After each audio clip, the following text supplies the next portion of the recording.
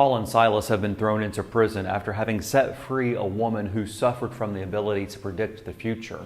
Her owners, they had oppressed her, enslaved her. They were using her just for profit. They just wanted to make money off of her because of her abilities. And this was constricting life out of her. This was squeezing the life right out of her day after day, week after week, month after month, and year after year. So Paul and Silas behind bars are probably thinking to themselves, maybe thinking to themselves, is following Jesus worth it? Was this worth it?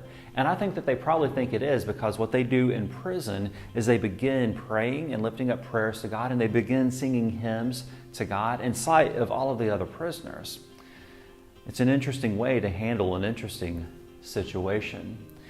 And while they're singing and while they're praying, unexpectedly the ground begins to shake. The doors become unlocked. Their chains begin to fall off. And instead of running for the freedom that this woman had discovered, instead of running for freedom because they were free now because they could escape prison, Paul and Silas sit there. They decide to push away their freedom for just a moment because they knew that someone else needed freedom. They knew that as soon as they ran, as soon as the prisoners ran, the jailer would be executed for allowing everyone to go, for allowing everyone to escape. So they sit there and they say, no, stop, don't kill yourself, jailer. Don't kill yourself. And what they do is they lay aside their freedom so that someone else can find their freedom.